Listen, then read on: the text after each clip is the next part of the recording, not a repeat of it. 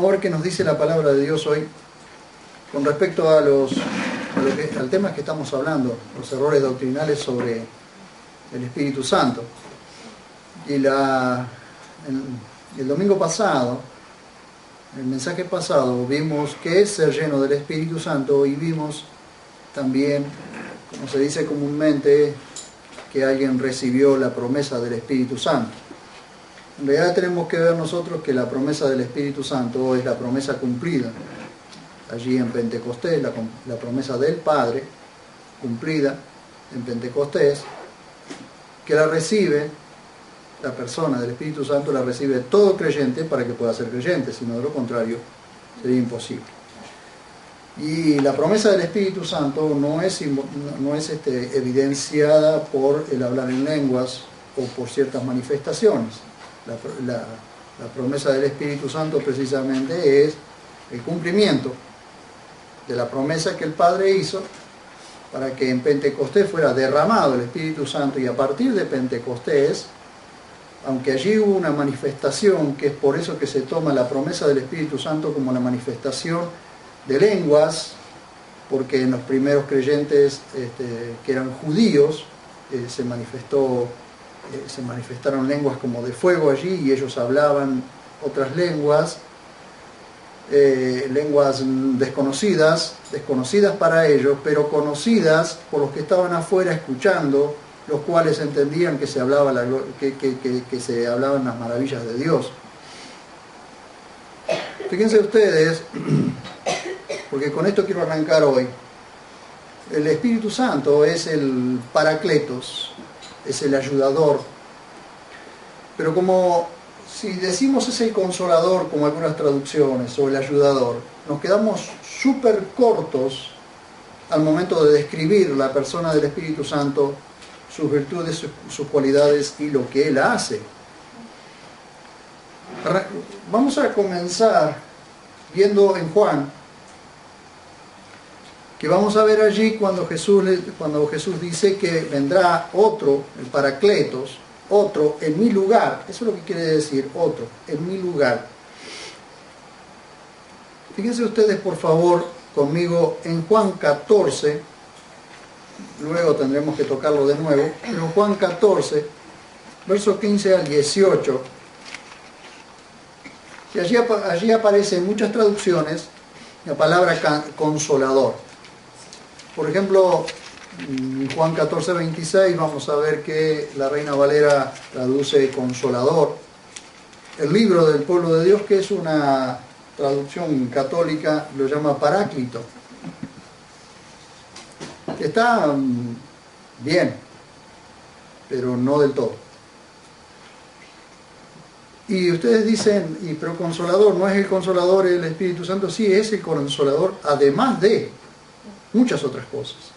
Entonces, cuando la traducción dice solamente consolador, está diciendo que hace una sola cosa. Pero vamos a ver ahora qué dice. Juan 14, 15 al 18, dice: si me amáis, guardaréis mis mandamientos, y yo rogaré al Padre, y os dará otro Paracleto, es decir, un ayudador, alguien que asistirá a los creyentes, para que esté con vosotros para siempre. El Espíritu de la verdad, al cual el mundo no puede recibir. Entonces, en el mundo no todos pueden recibir el Espíritu Santo, solo aquellos a quienes les es enviado. ¿Verdad? Pues no lo ve ni lo conoce. Vosotros lo conocéis porque mora con vosotros y estará en vosotros. En ese momento, Jesús se está adelantando y le dice, estará en vosotros, que son días después, estaría en Pentecostés, es decir, alrededor de 50 días o 51 días, sumando desde este día, estaría en vosotros. Fíjense ustedes, no os dejaré huérfanos, vengo a vosotros. Dice, envío al Espíritu Santo, pero a su vez Él dice, vengo a vosotros. No los voy a dejar huérfanos, no los voy a dejar solos, vengo a vosotros. ¿Cómo es que vengo a vosotros? Y vengo a vosotros en la persona del Espíritu Santo. Verso 19. Perdón, el verso 26. Dice, pero el Paracleto, el Espíritu Santo, a quien el Padre enviará en mi nombre, Él os enseñará todas las cosas y os recordará todo lo que os dije. Ya ahí, leyendo el verso 26, se ve que no es solamente consolador, como se traduce en otras versiones. También es el que enseñará todas las cosas y también es el que le recordará todas las cosas que Jesús dijo. ¿Ven? Así que no es solo el consolador, sino también ustedes ven allí que es el enseñador y es el recordador, aparte de eso. Observen ustedes esto. En la mayoría de las versiones, en Juan 14:26, traducen consolador. Y la traducción católica, el libro del pueblo de Dios, lo traduce Paráclito. Ahora bien, quiero llevarlos a una nota especial, allí en pasajes especiales. Hay una nota en la Biblia textual a la que recomiendo prestar debida atención sobre la traducción del griego parakletos. Cuando la palabra parakletos se la traduce como consolador, se pierde mucho del significado doctrinal y teológico que en realidad tiene. No se puede definir el Espíritu Santo como consolador únicamente. No se puede. Veamos qué nos dice la nota 87 de pasajes especiales en la Biblia textual. Vamos a ver. La nota 87. Ustedes dicen, ¿por qué? Y porque es amplia. Entonces quiero leerla con ustedes para que puedan ver la cantidad de cosas que el Espíritu Santo hace y se pierde traduciendo simplemente consolador. Cuando en realidad la Biblia textual, la tercera edición y la cuarta edición, lo translitera. La palabra, como se dice en griego, la translitera para que suene igual en nuestro castellano. ¿Para qué? Para que no se pierda. Entonces nos da una nota para que veamos qué dice, qué significa limitadamente, hasta donde humanamente se puede, qué significa la palabra paracletos. Fíjense ustedes, ¿qué es la palabra paracletos?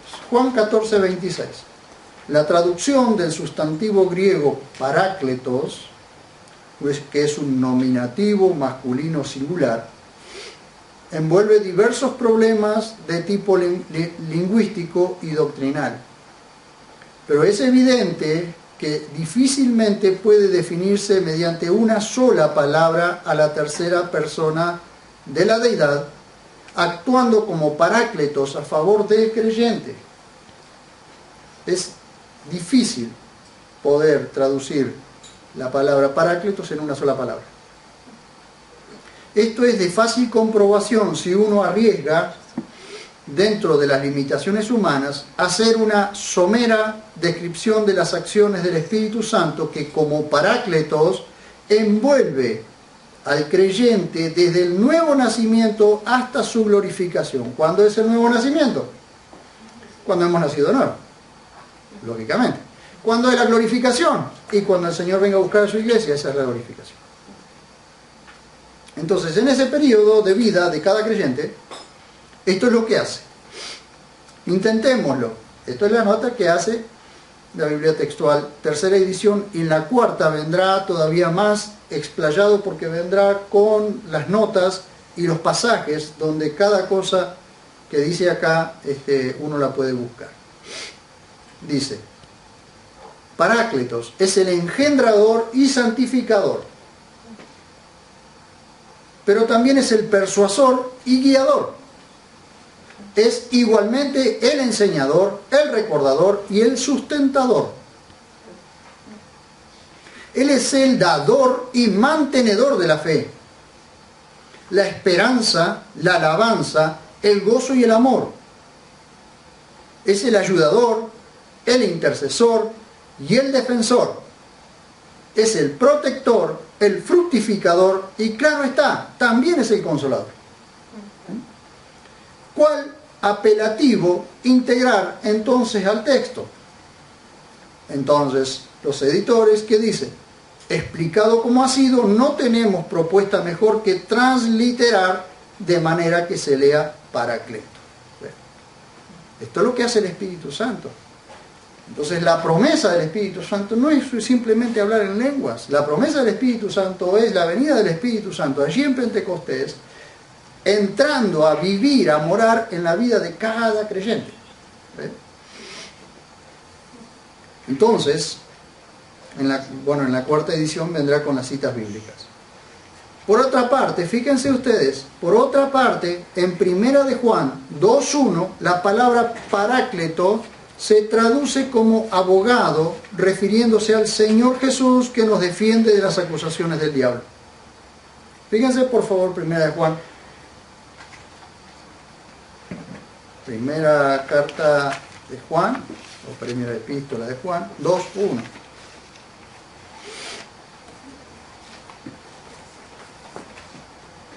Dice, primera de Juan 2:1. Hijitos míos, estas cosas os escribo para que no pequéis. Y si alguno peca, Paráclito o Paracleto tenemos ante el Padre a Jesús, el Mesías, el justo. Allí la palabra Paracleto está traducida como abogado. Por eso muchas traducciones dice abogado tenemos para con el Padre a Jesucristo el justo. O sea, que además podríamos, fíjense ustedes cómo cambia, que a Jesús se lo llama Paracleto, es decir, abogado. ¿Y cómo podríamos decir que el Espíritu Santo es quien nos defiende? También, porque entra dentro de la misma palabra Paracleto. Fíjense ustedes, por favor, conmigo, esto, que tenemos que entenderlo claramente, por favor, tenemos que entenderlo. El Espíritu Santo es Dios en esencia, en sustancia y existencia. Es Dios. Es persona, ¿sí? Está la persona del Padre, la persona del Hijo y la persona del Espíritu Santo. Y es el Espíritu del Padre y el Espíritu del Hijo. Pero él no recibe la adoración, y este es otro error doctrinal que se está cometiendo. Él no recibe la adoración. Si bien vemos que en Isaías 6:3, es que escucha, Isaías ve el trono, ve al Padre y ve y escucha que los ángeles, los querubines y serafines, y se escucha no un canto, una voz que dice santo, santo, santo. ¿Qué significa? Santo el Padre, santo el Hijo, santo el Espíritu Santo. Lo que pasa es que él en ese momento no lo está viendo como nosotros lo podemos ver. Él no lo está viendo. Él está diciendo, él está escuchando 3 veces santo. ¿Por qué? Y por las 3 personas de la divinidad, o las 3 personas, el Padre, el Hijo y el Espíritu Santo. Vean ustedes. Se repite esto mismo en Apocalipsis 4:8. Ahora, nosotros por el Espíritu Santo damos gloria al Padre en el nombre y por los méritos de Jesús, en el poder y la autoridad del Espíritu Santo que mora en nosotros. ¿Ve? No es del todo correcto orar al Espíritu Santo porque Jesús nunca autorizó eso. Oramos al Padre en la autoridad del nombre de Jesús. Fíjense, ahora se lo puedo demostrar por lo que dice la Escritura. En el poder del Espíritu Santo. Oramos al Padre en el nombre de Jesús, en el poder del Espíritu Santo, porque el que nos da la autoridad, o el que nos da el poder, el que nos guía para poder orar al Padre, es el Espíritu Santo. Si el Espíritu Santo, fíjense ustedes, que nosotros no podríamos llamar a Jesús Señor, ni al Padre, nuestro Padre, si no fuera por el Espíritu Santo. Jesús mismo dijo que todo lo que pidiéramos al Padre en su nombre sería hecho. Vamos otra vez a Juan 14, por favor.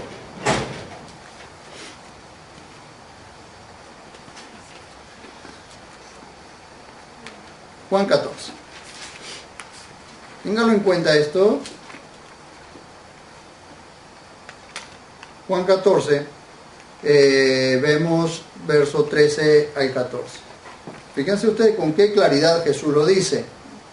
Jesús no dice oren al Espíritu Santo. Jesús dice en el verso 13, y todo lo que pidáis en mi nombre, eso haré, para que el Padre sea glorificado en el Hijo. Si algo me pedís, ven ustedes la autorización que está dando. Si algo me pedís en mi nombre, yo lo haré. ¿Observan ustedes dos cosas? Podemos observar dos cosas. Dice, y todo lo que pidáis al Padre, o todo lo que pidáis en mi nombre, eso haré para que el Padre sea glorificado en el Hijo. Es decir, el nombre de Jesús es la autorización que nosotros tenemos para pedir.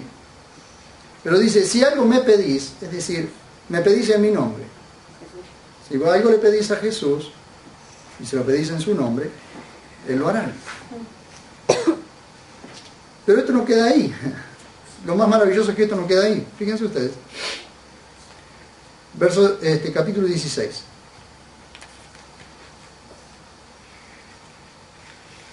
Versos 23 y 24.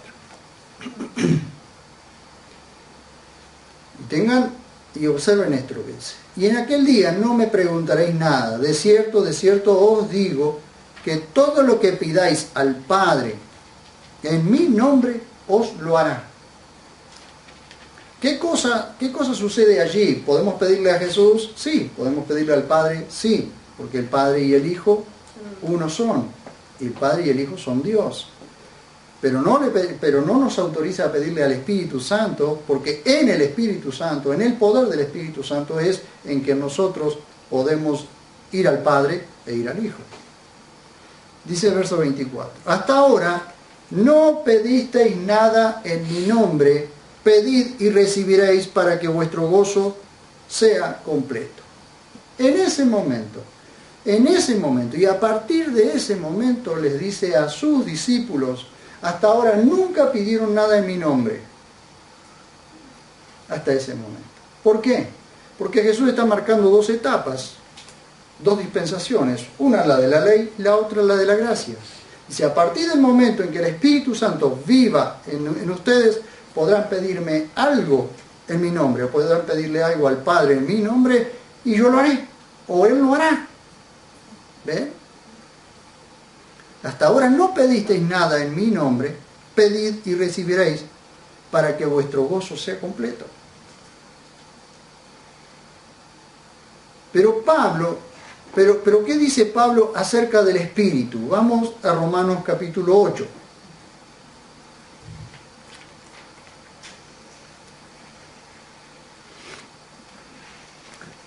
Romanos capítulo 8. Vemos en Romanos y después en Filipenses. Romanos capítulo 8, versos 26 y 27. Ya leímos que parte de, o digamos, alguna de las descripciones, o una de las descripciones es que es el fortalecedor y el intercesor. Lo vimos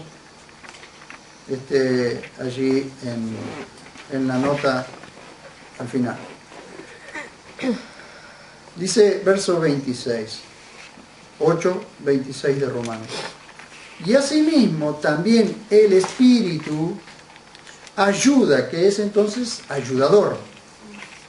Ayuda nuestra debilidad. Pues no sabemos qué orar como conviene.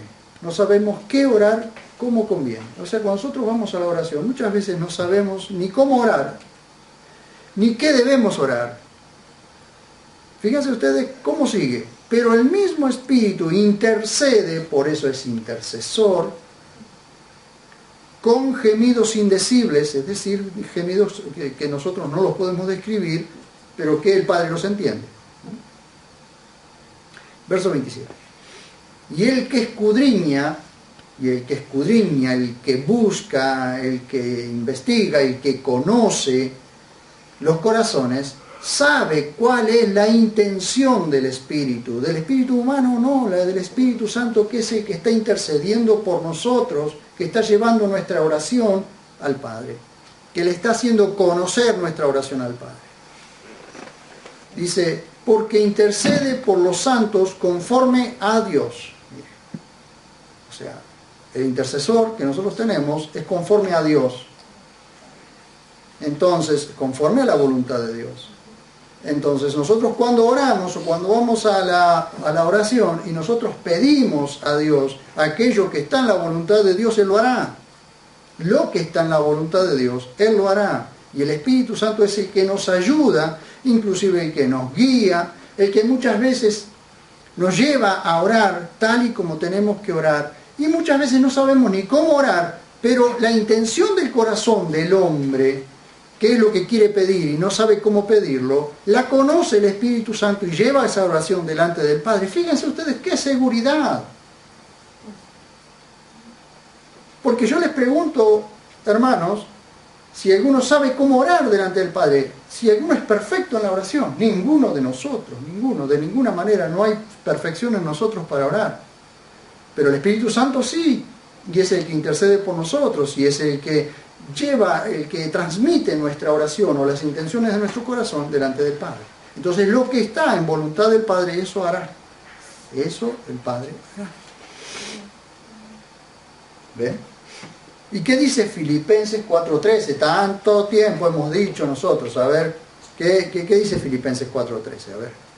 Lo podemos decir de memoria, sí, pero no lo digamos de memoria porque hay gente que no sabe lo que realmente dice el texto, porque allí a alguien se le ocurrió agregar en Cristo, sin embargo no dice eso. Filipenses 4:13 dice, todo lo puedo en el que me fortalece. ¿Cuántas veces hemos escuchado todo lo puedo en Cristo que me fortalece? El texto no dice eso. El texto dice todo lo puedo en el que me fortalece.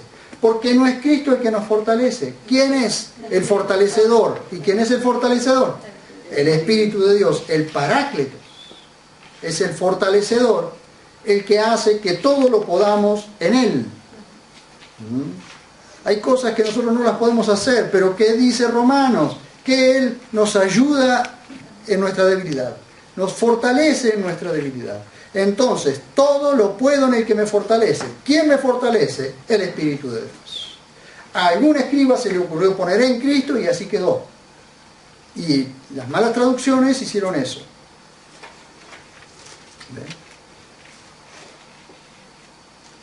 ¿Ven? Un quinto punto que quiero tocar. ¿Qué es la unción del Espíritu Santo? Acá se arma otro desparramo, pero no importa. Primero tenemos que decir qué no es la unción. No es lo que algunos dicen, que hay personas más ungidas que otras, solo porque hablan o gritan más que otros, o porque profetiza, o porque predica, o habla lenguas, o se lo ve más entusiastas, o apasionados que otros. Tampoco es porque alguno muy ungido le dice a otro que reciba la unción. No tiene nada que ver eso con la unción. Otros dicen, así dice el Señor, hoy te entrega una unción sobre la unción, entonces te da la segunda unción y la tercera unción. Entonces hay algunos que tienen tanta unción encima, tan amontonadas las unciones encima, que están aplastados.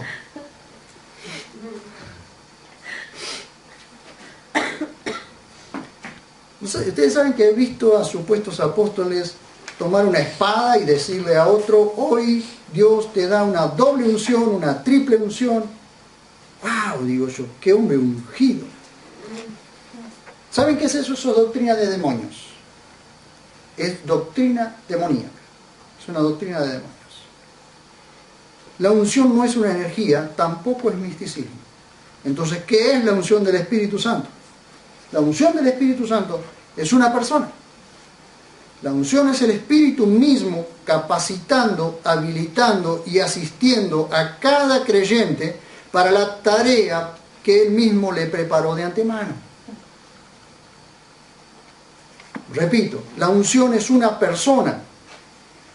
La unción es el Espíritu Santo mismo capacitando, habilitando y asistiendo a cada creyente para la tarea que Él mismo le preparó de antemano. Por eso Efesios 2:10 dice que Dios preparó de antemano buenas obras para que andemos en ellas. Pero ¿cómo hacemos para andar en las buenas obras que Dios preparó de antemano si el Espíritu Santo no nos guía a hacerlas? Y si el Espíritu Santo no nos capacita, y si el Espíritu Santo no nos habilita, y si el Espíritu Santo no nos asiste para hacerlas, ¿cómo hacemos? Entonces, ¿la unción es de algunos solamente? ¿O la unción del Espíritu Santo es de todo el pueblo de Dios, de todo creyente? De todo creyente. Gracias a Dios por los hermanos de la congregación. Cada creyente tiene una obra que realizar. Lo vimos en Efesios 2:10. Cientos de veces lo vimos. Bueno, no sé si cientos, pero algunas veces lo vimos. Que Dios preparó, o sea, Dios nos salvó, no por obras, para que nadie se gloríe. Pero las obras, después de salvado, están preparadas para que nosotros andemos en ellas. Eso lo pueden encontrar en Efesios 2:10. Y la unción obra a favor del creyente para realizarla. Ahora, ¿qué es la unción? Fíjense ustedes. En el antiguo pacto, la unción era representada por un aceite finísimo que Dios mismo ordenó a Moisés que hiciera por mano de perfumistas. Y fíjense ustedes con qué delicadeza. Qué finísima era este aceite, y eso lo pueden encontrar en Éxodo capítulo 30, verso 20 al 33, cuando Dios le dice a Moisés que prepare un aceite finísimo con unas mezclas muy finas, y era una obra de perfumista, es decir, solamente los perfumistas calificados podían hacer ese aceite. Este aceite no podía ser aplicado sobre ninguna persona o cosa que Yahvé no hubiese mandado. Porque este aceite representaba el apartamiento y consagración o santificación para una tarea sagrada y específica. O sea, Dios decía, esto tenés que ungir, por eso le dijo a Moisés que ungiera el tabernáculo, algunos elementos del tabernáculo, pero no podía poner ese aceite en cualquier parte ni en cualquier cosa, solo en aquello que Dios le mandaba. ¿Por qué? Porque ese aceite representaba la obra del Espíritu Santo, la consagración, como el Espíritu Santo luego apartaría, separaría, santificaría a personas precisamente para la obra para la que Dios quería hacer. Y el Espíritu Santo mismo, aquel derramamiento de ese aceite representaba el derramamiento del Espíritu Santo en Pentecostés. A partir de ese momento. Fíjense ustedes. Tenemos que observar que antes de la ley, Jacob ungió una piedra sin labrar, llamada Maseba, o monumento conmemorativo, porque tuvo un sueño y dijo que aquel lugar era terrible y lo llamó Betel, o casa de Dios. Pero el aceite no era sagrado, sino un aceite comestible. Los aceites que se usaban, el aceite comestible que se usa o se usaba en aquel tiempo eran aceites finos pero comestibles, ¿sí? Como el aceite de oliva. Para nosotros hoy comprar aceite de oliva es carísimo, pero era el aceite común que se usaba allí. Pero él tomó esa piedra y la ungió porque él esa noche tuvo una visión de Dios, de cómo los ángeles subían y bajaban por una escalera hasta el cielo, en el lugar donde él había apoyado su cabeza, y llamó a ese lugar Betel, o casa de Dios, porque le fue terrible ver esa visión. Entonces ungió esa piedra y la llamó Maseba, o como un mojón, ¿sí? Como un recordatorio. Un monumento conmemorativo por la visión que había tenido. Vean ustedes, el aceite no era sagrado sino comestible, porque el aceite de la unción se fabricó en el desierto bajo la ley. Hasta que Dios nos dijo, tienen que fabricar este aceite. Ese aceite nunca había sido fabricado ni era fabricado. Era un aceite finísimo. Ese aceite sagrado se usaría solo para aquellos que Dios exclusivamente ordenara ungir. Las cosas sagradas, los sacerdotes, reyes y profetas, todos esos que Dios mandaba ungir, solo a esos se les ungía con aceite. Todos estos ungimientos señalaban a un futuro ungido, que en hebreo es Ha-Mashiach, o el Mesías, que en griego es Christos, o Cristos, que viene de la palabra crio, ungir. Ese aceite, usado en el antiguo pacto de manera específica y solo por orden directa de Dios, representaba a la persona del Espíritu Santo, su actividad y su poder. Era un símbolo, era una representación. Ahora bien, en el nuevo pacto, la palabra unción se usa solo 2 veces. 2 veces. Y la usa Juan para diferenciar al verdadero creyente que tiene la verdadera unción porque tiene al Espíritu Santo viviendo en él. Y si hay una unción verdadera, significa que hay una falsa. Si hay una unción verdadera, significa que hay una unción falsa. Primera de Juan 2, 18 al 29.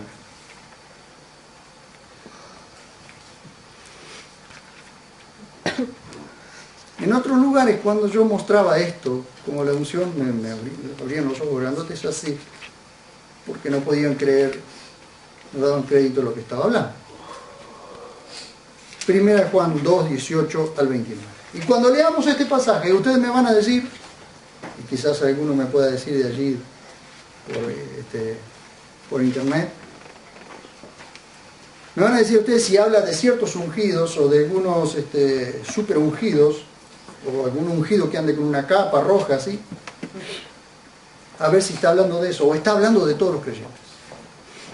Primera carta de Juan, capítulo 2, verso 18 al 19. Dice, ¿por qué 18 al 29, perdón? ¿Por qué hago leer todo esto? Porque tenemos que entender una diferencia. Verso 18. Hijitos, ya es la hora postrera, es decir, la última hora, el último tiempo.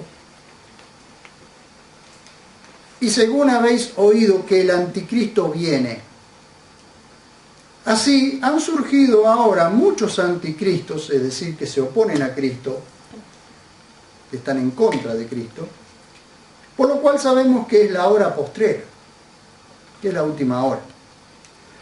Salieron de nosotros, pero no eran de nosotros. Guácala. Porque si hubieran sido de nosotros, habrían permanecido con nosotros. Y permítanme decirles, no es del hermano que se fue enojado, el hermano que se fue de la congregación porque no le gustó esto, porque se enojó. No. No está hablando de hermanos, está hablando de falsos cristianos, es que nunca fueron hermanos. Porque si no, ya empezamos después nuestra cabeza empiezan a pasar nombres y quizás esos nombres no son. Entonces, cuidado. Si salieron de nosotros y no eran de nosotros es porque nunca fueron salvos, nunca fueron de la iglesia, nunca pertenecieron a la iglesia del Señor. Dice, pero salieron para que se manifestara que no todos son de nosotros.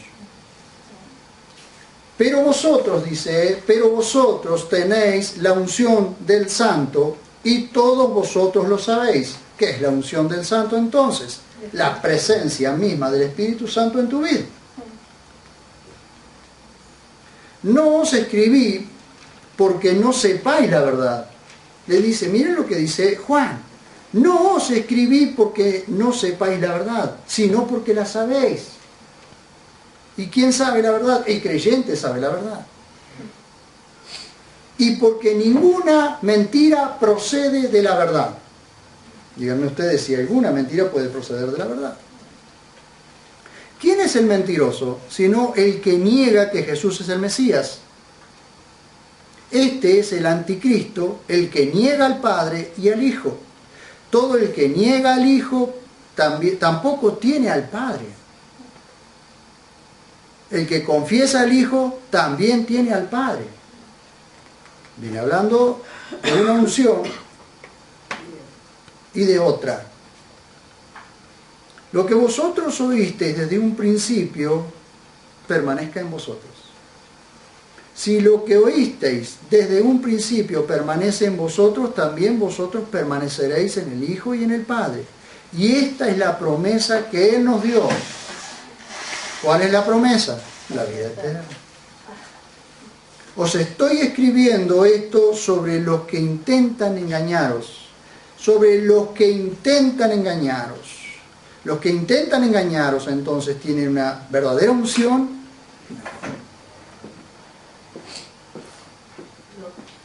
Aunque en cuanto a vosotros, la unción que de Él habéis recibido permanece en vosotros. Y no tenéis necesidad de que nadie os enseñe, sino que así como su unción os enseña todas las cosas, y es verdad y no es mentira, así como ella os enseñó, permaneced en Él. Y ahora, hijitos, permaneced en Él para que cuando sea manifestado tengamos confianza y no nos apartemos de Él avergonzados en su venida. Si sabéis que Él es justo, sabréis también que todo el que obra la justicia ha nacido de Él. Entonces, ¿a quién le pertenece la unción? Al que tiene el Espíritu Santo. Porque la unción es el Espíritu Santo capacitando, asistiendo, habilitando y asistiendo a las personas para hacer la tarea para la cual Dios los ha llamado.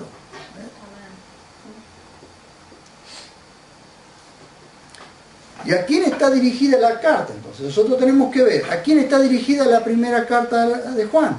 A algunos ungidos, algunos superhéroes, algunos superhombres, algunos que le dicen a otra persona que tiene la segunda, la tercera y la cuarta unción y son aplastados por la unción. Fíjense ustedes, por favor, conmigo. ¿A quién está escribiendo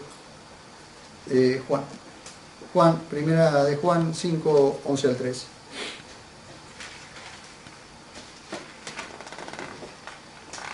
Y este es el testimonio que Dios nos dio vida eterna, y esta vida está en su Hijo. ¿A quién le dio vida eterna? A los hijos de Dios. El que tiene al Hijo, tiene la vida. Y el que no tiene al Hijo de Dios, no tiene la vida. ¡Ay, tan claro como eso! Y verso 13 dice: estas cosas os estoy escribiendo a los que creéis en el nombre del Hijo de Dios, para que sepáis que tenéis vida eterna. ¿A quién está escribiendo? Está escribiendo a los que creéis en el nombre del Hijo de Dios. ¿Y quiénes son? ¿Algunos? No, todo creyente que cree en el Hijo de Dios. ¿Para qué escribe? Para que sepa que tiene vida eterna. Y que la vida eterna está en el Hijo de Dios. Y el que es Hijo de Dios tiene la unción, porque la unción es la que lo guía, la que lo lleva, la que le enseña todas las cosas. Entonces, si una persona no distingue entre lo verdadero y lo falso, ¿tiene la unción? No está distinguiendo. No tiene cómo distinguir lo verdadero de lo falso. Entonces, para un inconverso, le da lo mismo todas las religiones. Respeta todas las religiones. Ahora, nosotros no tenemos que respetar a todas las religiones. Nosotros tenemos que respetar a las personas, pero no sus religiones. Porque sus religiones son falsas.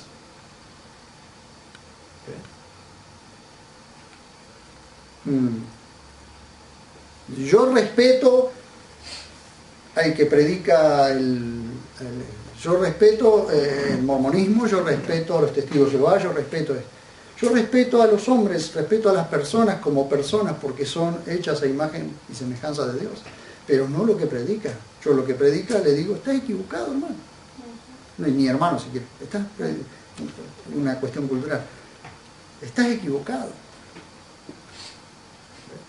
¿Por qué? Porque la unción misma a mí me dice que lo que está diciendo está mal.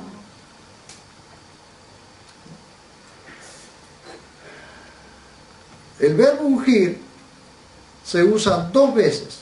Una para referirse al empoderamiento que el Padre dio al Hijo por el Espíritu Santo, cuando dice allí en Hechos 10:38, fíjense por favor.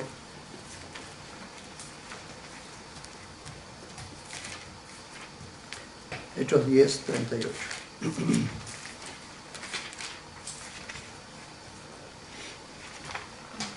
Respecto, dice, a Jesús de Nazaret, cómo Dios lo ungió con el Espíritu Santo y poder. Este anduvo haciendo el bien y sanando a todos los oprimidos por el diablo, porque Dios estaba con él. ¿Cuándo sucedió la unción? ¿Cuándo Dios lo ungió? ¿En qué momento Dios ungió a Jesús? ¿Estuvo ungido desde pequeño? No, la unción o el ungimiento de Dios fue en el mismo momento que Él se bautizó, se levantó, salió de las aguas y, ¿qué dice Juan? Que vio como testimonio que vino el Espíritu como paloma, como forma de paloma, y se posó sobre Él. En ese momento el Padre empodera al Hijo, y en ese momento ese empoderamiento no fue para salir inmediatamente a hacer milagros. El mismo Espíritu Santo lo llevó al desierto, lo tuvo 40 días en el desierto sin comer, luchando contra el diablo, luchando contra las fieras, que allí fiera tiene que ver con demonios, no tiene que ver con jabalíes o con leones o con víboras, tiene que ver con demonios, luchando allí en esos 40 días. Pero fue el Espíritu Santo, el empoderamiento del Espíritu Santo que lo llevó al desierto a esos 40 días. Entonces algún dice alguno que recibe la unción, bueno, si recibe la unción, llévenlo 40 días al desierto entonces. Y que vaya a luchar con el diablo y con la fiera, como fue Jesús. Entonces hay cosas que no tienen sentido. La otra mención la hace Pablo en defensa de su verdadero apostolado, unido a todo el cuerpo de Cristo, mostrando que el ungimiento está ligado al sello del Espíritu Santo, que a su vez sucede en todo creyente. No hay unción sin sello, pero el sello es la garantía que Dios nos dio de que nosotros somos suyos, y la unción es la garantía de que el que comenzó la buena obra en nosotros la perfeccionará hasta el día de Jesucristo. No están separados la unción del sello, no están separados, porque ahora les voy a mostrar por qué. Porque las dos son partes de una sola y única persona. ¿Cuál? De la persona del Espíritu Santo. El Espíritu Santo mismo. Esto dice Pablo de sí mismo. Primero, veamos 2 Corintios capítulo 1, versos 20 al 22. La carta a 2 Corintios, prácticamente toda la carta es una defensa que él hace de su apostolado. ¿Por qué? Porque lo están atacando constantemente en su ministerio apostólico. Entonces dice, segunda carta a los Corintios, capítulo 1, versos 20 al 22. Dice, porque todas las promesas de Dios en Él son sí. Por eso también por medio de Él decimos amén a Dios, para su gloria, por medio de nosotros. Y el que nos confirma con vosotros, es decir, con la iglesia, el que nos confirma con vosotros en el Mesías, y el que nos ungió, es Dios, quien también nos selló y nos dio como garantía al Espíritu en nuestros corazones. Las dos cosas sucedieron en el mismo momento y suceden con cada creyente en el mismo momento, que el Espíritu Santo viene a vivir, a morar en la vida del creyente. Ahora bien, ya quiero ir terminando, pero no puedo terminar esto sin mostrar lo que tengo que mostrar. Fíjense ustedes. Esto dice Pablo de sí mismo en 2 Corintios capítulo 1, versos 20 al 22, que es lo que leímos. Y de todo creyente, Efesios capítulo 1. Efesios capítulo 1.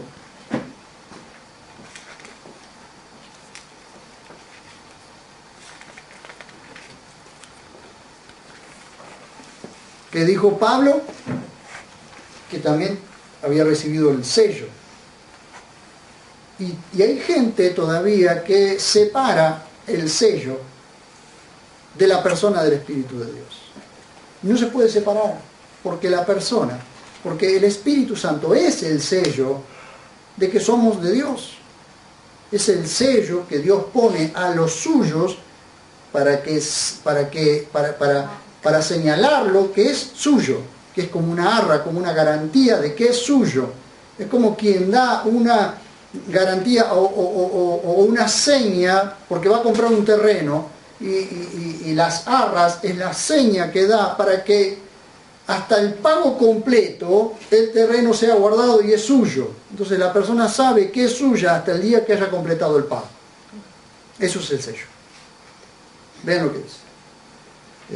Les dije, 1 Corintios 13 y 14. Fíjense. En él también vosotros, habiendo oído la palabra de la verdad, el evangelio de vuestra salvación, y habiendo creído en él, fuisteis sellados con el Espíritu Santo prometido. ¿A quién? ¿Algunos? No, todos. ¿Qué es entonces ese sello? ¿Qué es el Espíritu Santo prometido? Verso 14. ¿Qué es arras? Y arras, la palabra arras es de la palabra arrabón, que significa garantía. ¿Qué es arras? De nuestra herencia hasta la redención de la posesión, es decir, de la posesión completa, del día de Jesucristo, el día que Jesús nos venga a buscar, está completa la obra. Hasta ese momento tenemos las arras, es decir, el sello que nos dice somos de Dios, somos hijos de Dios. Lo sabemos nosotros y Dios nos ve como sus hijos. ¿Por qué? Porque tenemos el sello. ¿Cuál es el sello? El Espíritu Santo mismo en nuestras vidas. Dice, hasta la redención de la posesión para alabanza de su gloria. Fíjense ustedes que pertenecemos a la posesión de Dios hasta que esté todo completo, pero somos alabanza de su gloria. Fíjense, esto significa que ni la unción ni el sello son exclusividad de algunos superdotados, sino de todo creyente, que es adquirido por el Padre para su Hijo. Todo creyente es adquirido por el Padre para su Hijo. Vean qué dice, por favor, primera carta de Pedro 2, versos 9 y 10.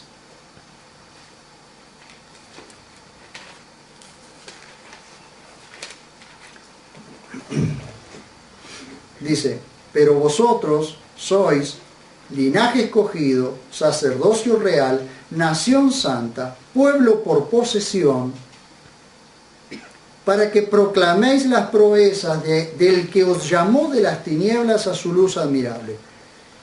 Dios llamó a algunos de las tinieblas a su luz admirable o a todo creyente. Los que en un tiempo no erais pueblo, pero ahora sois pueblo de Dios. Los que no habíais alcanzado misericordia, pero ahora habéis alcanzado misericordia. ¿Quién? Nosotros. No algunos. Nosotros todos. Tito 2:14.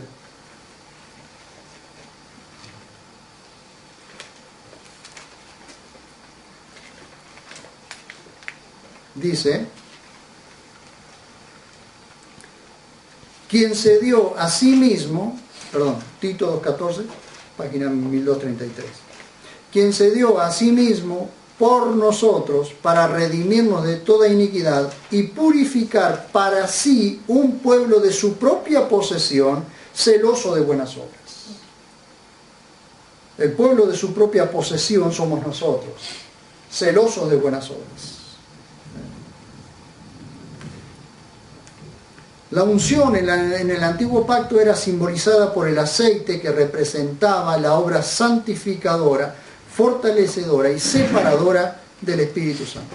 Pero en el nuevo pacto es el Espíritu mismo viniendo a morar en el creyente, en Cristo, que hace la obra. Terminamos con esto. Juan 14, 15 al 21.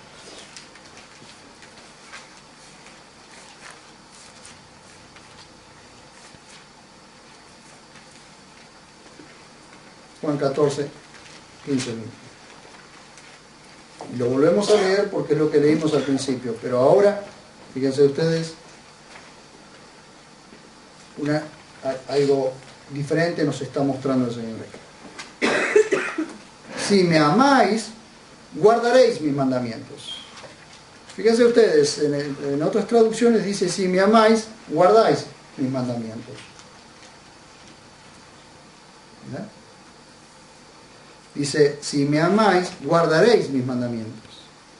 Yo rogaré al Padre y os dará otro Paracleto para que esté con vosotros para siempre. El Espíritu de la verdad, el cual el mundo no puede recibir, pues no lo ve ni lo conoce. Vosotros lo conocéis porque mora con vosotros. Es decir, el que lo sabía, Jesús fue el que escogió a aquellos y era el Espíritu Santo era el que acompañaba, el que los fortalecía, el que los ayudaba, mora allí con ellos y estará en vosotros. No os dejaré huérfanos, vengo a vosotros. Aún un poco y el mundo no me ve más, pero vosotros me veis. Porque yo vivo, también vosotros viviréis. ¿Qué dice Efesios? Que estábamos muertos en delitos y pecados. Pero la salvación vino por medio de Jesucristo y el don de la fe que nos regaló, y el Espíritu Santo nos convenció, y el Espíritu Santo es decir, el Espíritu Santo vino a vivir a nuestra vida porque el Padre nos salvó. En aquel día vosotros conoceréis que yo estoy en mi Padre. ¿En qué día? Y el día en que el Espíritu de Dios venga a vivir dentro del creyente. Y vosotros en mí, y yo en vosotros. Fíjense ustedes. Como dice allí otra epístola, somos consustanciales con Dios. ¿Por qué somos consustanciales con la deidad? Somos consustanciales con la deidad porque somos uno con Jesús. Porque el Espíritu Santo nos hizo uno. Porque nosotros somos el cuerpo, Jesús es la cabeza. ¿Por qué entonces el día que el Espíritu Santo se vaya de la tierra, la iglesia se va de la tierra? Y se va de la tierra porque son uno, porque somos uno. Entonces le dice, yo estoy en mi Padre y vosotros en mí y yo en vosotros. Unidad. Aunque somos muchos miembros, somos un cuerpo.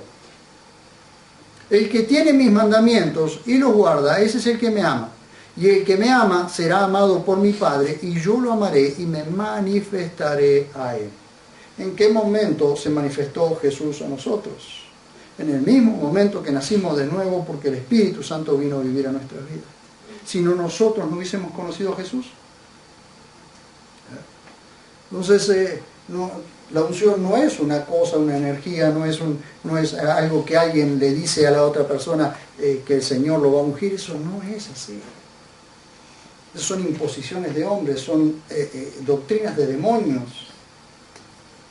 Porque la unción la recibimos nosotros, todo ser humano que nace de nuevo recibe la unción para que pueda ser capacitado, habilitado y asistido para la tarea para la cual Dios mismo lo ha llamado y para la cual Dios mismo preparó. ¿En cuántas cosas, queridos hermanos? Recuerden siempre que el antiguo pacto está cumplido en el nuevo. El antiguo pacto está cumplido en el nuevo. Y el nuevo es el cumplimiento del antiguo. Entonces las cosas que hay allí en el antiguo pacto son sombras de la sustancia. La sustancia es Cristo. Y todas las cosas que allí en el antiguo pacto se hablaba acerca del aceite, del tabernáculo, de todas esas cosas, son sombra de la sustancia que había de venir. Es como cuando ustedes ponen un objeto, cualquier objeto así, y ese objeto proyecta una sombra.